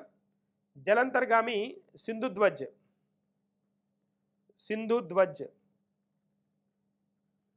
ధ్వజ్కు వీడ్కోలు చెప్పడం జరిగింది రీసెంట్గా. 3.5 దశాబ్దాల పాటు సేవలు అందించిన సింధు ధ్వజ్ సబ్మెరైన్ అనమాట. దీని సేవలని నిష్క్రమించడం జరిగిందనమాట. సో ఇక్కడ దీని సేవలని ఆపివేయడం జరిగింది. అంటే ఇంకా విశాఖపట్నంలోని తూర్పు నౌకాదళంలో ప్రధాన కేంద్రాలలో దీనికి ఘనంగా వీడ్కోలు ఇచ్చారనమాట. ఇక్కడ కనిపిస్తోంది చూడండి మనకి. పృథ్వీ.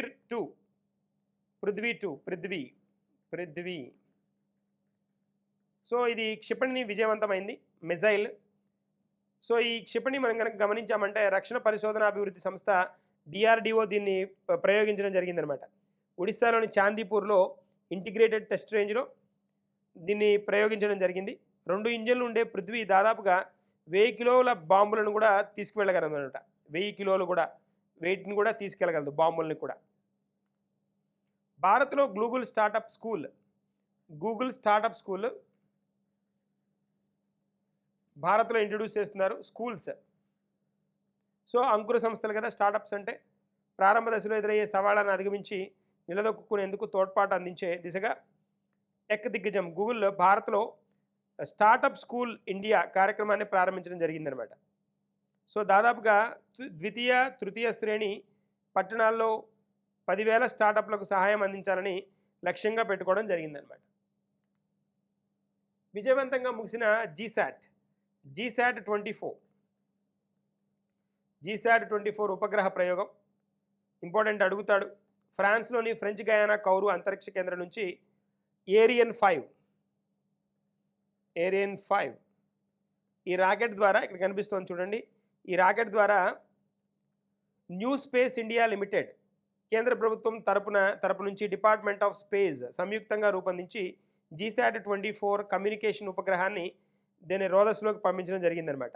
4180 కిలోల బరువు కలిగిన ఈ జీశాట్ 24 ఉపగ్రహాన్ని నిర్ణీత సమయంలో నిర్ణీత కక్షల్లోకి విజయవంతంగా ప్రవేశపెట్టడం జరిగిందనమాట. That is a point, GSAT 24. Next వన్లోకి వెళ్దాం. డ్రోన్ల కోసం ఆకాశంలో హైవేను ఏర్పాటు చేయనున్న UK. దేనికోసం? డ్రోన్స్ కోసం ఆకాశంలో ఒక హైవే మార్గాన్ని నిర్మిస్తోందనమాట. ఏ దేశం అని అడుగుతాడు, మనకి UK. తర్వాత ఎకానమీకి వచ్చేద్దాం. మనకున్న అప్పుల్లో రాష్ట్రాల వైజ్ కనుక చూస్తే తమిళనాడు టాప్ పొజిషన్లో ఉంది. తమిళనాడు 2021-22 బడ్జెట్ల అధ్యయనం పేరుతో రిజర్వ్ బ్యాంకు రూపొందించిన ఈ నివేదిక, ఈ రిపోర్ట్ ఏదైతే ఉందో, ఈ రిపోర్ట్లో గత 3 ఏళ్లలో రాష్ట్ర ప్రభుత్వాలు చేసిన అప్పుల వివరాలు కేంద్ర ప్రభుత్వం వెల్లడించగా దీనిలో తమిళనాడు దాదాపుగా 6,59,868 కోట్ల రూపాయలతోటి అప్పులతోటి మొదటి స్థానంలో ఉండగా రెండవ స్థానంలో ఉత్తరప్రదేశ్, మూడో స్థానంలో మహారాష్ట్ర ఇలాగా ఈ ప్లేస్లను ఆక్యుపై చేశాయన్నమాట. తెలంగాణ దాదాపుగా 3 కోట్ల అప్పు, ఏపీకి వచ్చినప్పటికి 3,98,00,000 అనమాట.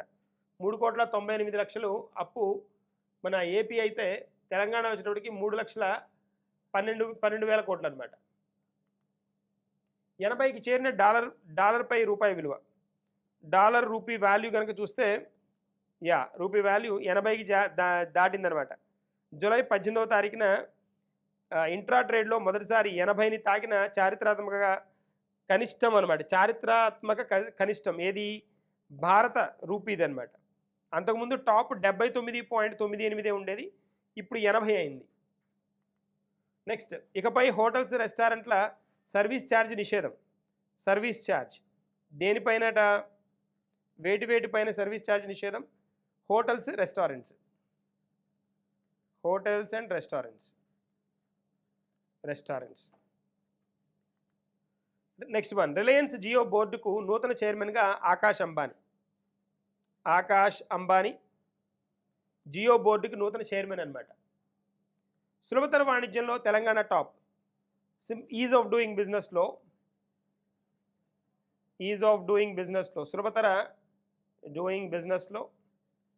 సులభతర వాణిజ్యంలో ఎవరు మొదటి స్థానంలో ఉన్నారు? తెలంగాణ. అయితే టాప్ అచీవర్స్ జాబితాలో తెలంగాణతో పాటు ఆంధ్రప్రదేశ్, గుజరాత్, హర్యానా, కర్ణాటక, తమిళనాడు, పంజాబ్ రాష్ట్రాలు కూడా ఉన్నాయన్నమాట. తర్వాత నేషనల్ స్టాక్ ఎక్స్చేంజ్ ఎండీగా కొత్త person Ashish Kumar. National stock exchange Ashish Kumar.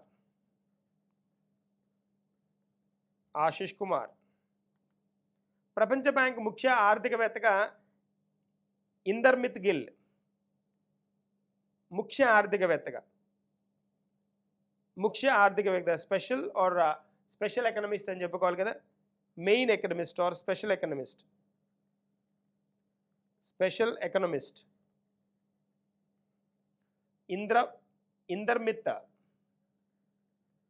ఇందర్మిత్ Gill. భారత 15వ రాష్ట్రపతిగా ద్రౌపది ముర్ము. మనం చాలా ఈ అంశాలను ఇవి గురించి చర్చించుకున్నాం. మనకి ద్రౌపది ముర్ము గురించి ఇన్ఫర్మేషన్ మనకి మన వెబ్సైట్లో కూడా ఉంది, వీడియోలు కూడా ఉన్నాయి దీని మీద, ఒకసారి చూడండి. 15వ రాష్ట్రపతిగా, 15వ రాష్ట్రపతి, 16వ ఎన్నిక. ఎందుకంటే డాక్టర్ బాబు రాజేంద్ర ప్రసాద్ 2 సార్లు ఉన్నారు కదా, అందుకనమాట. ఉన్న వాళ్ళలో అది చిన్న వయస్కురాలన్నమాట. ఇప్పటివరకు ఆయన ప్రధానమంత్రులు, రాష్ట్రపతుల్లో చిన్న వయసు ఈవిడ. అంతేకాకుండా స్వాతంత్రం తర్వాత పుట్టిన వాళ్ళు మొదటిసారి రాష్ట్రపతి అయ్యారనమాట. పద్మశ్రీ గ్రహీత ₹1 డాక్టర్ సుషోవన్ కన్నుమూయడం జరిగిందనమాట. ఆబిచురీస్ కింద చెప్పుకోవాలి మనం ఇది. ₹1 డాక్టర్గా ఆయన చాలా ప్రాముఖ్యత పొందారు. డాక్టర్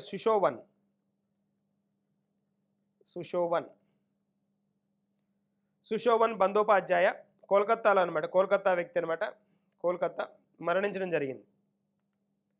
జపాన్ మాజీ ప్రధాని షింజో అబే విన్నాం కదా, ఇది మీటింగ్లో కాల్చి చంపేశారు కదా ఆయన్ని. షింజో అబే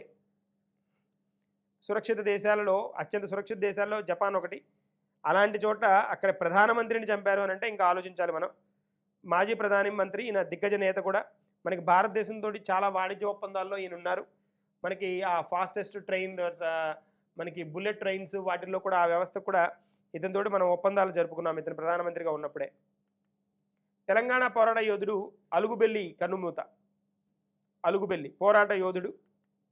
తెలంగాణలో మరో 13 మండలాలు నల్గొండ, నారాయణపేట, వికారాబాద్, మహబూబ్ నగర్, నిజామాబాద్, మహబూబాబాద్, సంగారెడ్డి, కామారెడ్డి, జగిత్యాల.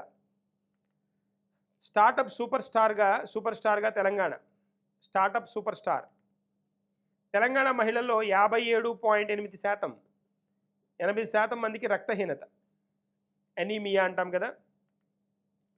ఆంధ్రప్రదేశ్కి ఉత్తమ print promotional material award. Print promotional material award. ఇలా డైరెక్ట్గా ఆంధ్రప్రదేశ్కి ఎగ్జామ్ జరుగుతున్నప్పుడు డైరెక్ట్గా ఇలా అడగడు, కొన్ని డిఫరెంట్గా అడిగే స్కోప్ ఉంటుంది. పర్యాటక రంగంలో రాష్ట్రానికి ఉత్తమ ప్రింట్ ప్రమోషనల్ అవార్డు వచ్చింది. ప్రింట్ ప్రమోషనల్ అవార్డు దేనికి వచ్చింది, ఏ రంగంలో వచ్చింది? పర్యాటక రంగం, సో టూరిజం. అలా అడుగుతాడు. అల్లూరి సీతారామరాజు 128వ జయంతి పురస్కారాలు జరుపుకున్నాం. 125వ జయంతి పురస్కారాలు. బ్రిటిష్ పాలకుల్ని గడగడలానించిన మన్యం వీరుడు కదా, యా ఆయన 125వ అనమాట. దానికి ప్రధానమంత్రి కూడా అటెండ్ అవ్వడం జరిగింది. ఆజాద్ కా అమృత్ మహోత్సవ్లో భాగంగా దీనికి ఆయన ఇక్కడ మన అల్లూరి సీతారామరాజు గురించి మాట్లాడడం కూడా జరిగిందనమాట. తర్వాత 5 కొత్త రామ్సర్ సైట్లు. రామ్సర్ సైట్లు అంటాం కదా, రామ్సర్ సైట్స్ అంటే ఏంటి అంటే చిత్తడి నేలల కోసం అనమాట. చిత్తడి నేలలు ఉంటాయి కదా, వెట్లాండ్స్ అనమాట. కొత్తవి ఇంట్రొడ్యూస్ చేయడం జరిగింది. కలికిరి పక్షుల అభయారణ్యం, Karikili Tamil Nadu. Pallikaranai marsh reserve forest తమిళనాడే. పిచ్చవరం మడ తమిళనాడు. పాలా చిత్తడి నేలలు మిజోరం. సఖ్యాసాగర్ మధ్యప్రదేశ్. ఈ 5 చిత్తడి నేలలు అనమాట. నెక్స్ట్, భారతదేశం 3 సంవత్సరాలలో 329 పులులను కోల్పోయింది. 3 సంవత్సరాల్లో 329 పులులు. ప్రపంచంలో ప్రస్తుతం 197 పుల్లను పరిశీలనలో ఉంచారు. ఈ 329 పుల్లు ఏంటి అంటే వయోభారం వల్ల చనిపోయాయనేది పాయింట్. 2019లో భారతదేశం 96 పుల్లను కోల్పోయింది. 2020లో 106 అలాగనమాట. అంటే జనరల్గా ప్రపంచంలో పుల్ల సంఖ్య ఎక్కువగా ఉన్న దేశాలలో భారతదేశం కూడా ఒకటని చెప్పుకోవాలి. అలాంటిది వీటి సంఖ్య తగ్గడం అనేది ఖచ్చితంగా ఇబ్బందికరమైన విషయం అనమాట. భారతదేశంలో చిరుతను తిరిగి ప్రవేశపెట్టడానికి నమీబియాతో ఒప్పందం చేసుకున్నాం. ఏ దేశంతో ఒప్పందం అని అడుగుతాడు. నమీబియాతోటి ఒప్పందం అనమాట. So MOU memorandum of understanding కుదుర్చుకున్నాం అనమాట. 8 చిరుతలు ఆగస్టు 22లో భారతదేశానికి చేరుకునే అవకాశం ఉంది. అవి మధ్యప్రదేశ్లోని కునో నేషనల్ పార్క్. ఇక్కడ ఏమని అడుగుతాడు అంటే కునో నేషనల్ పార్క్ ఎక్కడ ఉంది, ఏ రాష్ట్రంలో ఉంది అని అడుగుతాడు. కునో నేషనల్ పార్క్ ఎక్కడ ఉంది? మధ్యప్రదేశ్లో ఉంది. ప్రపంచ జనాభా దినోత్సవం చాలా ఇంపార్టెంట్ వన్ ఇది. జనాభా దినోత్సవం 11 జూలై. మనం చెప్పుకున్నాం కూడా, ప్రపంచ జనాభా 800 కోట్లకు చేరబోతోందని చెప్పుకున్నాం. 800 కోట్లకి. ఎందుకు వచ్చింది ఆ విషయం అని అంటే జనాభా దినోత్సవం ఉంది. వరల్డ్ పాపులేషన్ డే మొదట గమనించింది ఎప్పుడు అంటే 1989 నుంచి గమనిస్తున్నారు. ఐక్యరాజ్య సమితి అభివృద్ధి కార్యక్రమం, యునైటెడ్ నేషన్స్ డెవలప్మెంట్ ప్రోగ్రామ్ దీన్ని ఏం చేస్తుందంటే దీన్ని గుర్తిస్తుంది అనమాట. ఈ దినాన్ని గుర్తిస్తుంది, ఈ రోజుని. ప్రపంచ యువజన నైపుణ్యాల దినోత్సవం, వరల్డ్ యూత్ స్కిల్ డే అని చెప్పాలి. ప్రపంచ యువజన నైపుణ్యాల దినోత్సవం 15 జూలై. నియమించింది ఎవరు అంటే యునెస్కో అనమాట. యునెస్కో మొదట 2015లో గమనించారు, దీన్ని గుర్తించడం జరిగింది. Transforming youth skills for the future అనేది దీని నేపథ్యం అనమాట, థీమ్ అనమాట. నెల్సన్ మండేలా అంతర్జాతీయ దినోత్సవం జూలై 18. నెల్సన్ మండేలా అంతర్జాతీయ దినోత్సవం, అది బర్త్ యానివర్సరీ అనమాట. సో మొదట గమనించింది 2010లో యునైటెడ్ నేషన్స్ జనరల్ అసెంబ్లీ అనమాట, UNGA దీన్ని గుర్తించడం జరిగింది. Do what you can with what you have where you are అనేది థీమ్ అనమాట. ప్రపంచ హెపటైటిస్ దినోత్సవం. ఖచ్చితంగా దినోత్సవాల నుంచి ఒకటి మనల్ని అడుగుతారు కదా. హెపటైటిస్ దినోత్సవం 28 జూలై అనమాట. 28 జూలై 2022ని హెపటైటిస్ దినోత్సవంగా జరుపుకుంటారు. WHO దీన్ని గుర్తిస్తుంది, వరల్డ్ హెల్త్ ఆర్గనైజేషన్. హెపటైటిస్ వేచి ఉండదు, హెపటైటిస్ కాంట్ వెయిట్ అనేది దీని నేపథ్యం, థీమ్ అనమాట. అంతర్జాతీయ పులుల దినోత్సవం కూడా. పులుల సంఖ్య తగ్గింది, 329 పులులు అని చెప్పుకున్నాం కదా. ఎందుకు చెప్పారు అంటే వాటి గణన జరిగిందనమాట. అంతర్జాతీయ పులుల దినోత్సవం మనకి ఎప్పుడు అని అంటే 29 జూలై. వ్యక్తుల అక్రమ రవాణాకు వ్యతిరేకంగా ప్రపంచ దినోత్సవం. వ్యక్తుల అక్రమ రవాణా 30 జూలై. వ్యక్తుల అక్రమ రవాణాకు వ్యతిరేకంగా ఈ దినోత్సవాన్ని జరుపుకుంటాం. సో ఇక్కడ దీని థీమ్ ఏంటి అని అంటే use and abuse of technology. So సాంకేతికతను ఉపయోగించడం మరియు దుర్వినియోగం చేయడం. సో సాంకేతికతను ఉపయోగించడం మరియు దుర్వినియోగం చేయడం అనేది దీని థీమ్ అనమాట. సో నెక్స్ట్ పుస్తకాలు ఆవిష్కరణలు చూద్దాం కదా. పుస్తకాలు చూడాలి కదా, పుస్తకాలు రచయితలు చూడాలి కదా. దీనిలో మనకి ఈ నెలలో ఉన్న పుస్తకాలు రచయితలు చూద్దాం. ద మెక్మోహన్ లైన్ అనేది జేజే సింగ్ రాశారనమాట. జేజే సింగ్, మనకి ఇమేజ్ కనిపిస్తోంది చూడండి, JJ Singh. Dilip Kumar, in the shadow of a legend, ఇది ఫైజల్ ఫరూకీ ఇంట్రడ్యూస్ చేశారు. ఫైజల్ ఫరూకీ మనము ఇప్పటిదాకా డిస్కస్ చేసిన జూలై నెలలో ఉన్న కరెంట్ అఫైర్స్. ఓవరాల్గా ఇక్కడ వీటిని 1-2 సార్లు వినండి, ఎగ్జామ్ పాయింట్ ఆఫ్ వ్యూలో బాగా ఉపయోగపడడానికి స్కోప్ ఉంటుంది. సో రివిజన్ చేసుకోండి, 1 అవర్ సెషన్ని ఉపయోగించుకోండి. ఖచ్చితంగా మీ ఎగ్జామ్కి ఉపయోగపడే విధంగానే వీటిని కన్స్ట్రక్ట్ చేయడం జరిగింది అనమాట. వీటిని అడ్జస్ట్ చేయడం జరిగింది. మా ఎగ్జామ్కి, రేపు రాయబోయే ఎగ్జామ్కి I wish you all the best. Then మళ్ళీ సెషన్లో ఇంకొన్ని కరెంట్ అఫైర్స్తో కలుద్దాం. Thank you.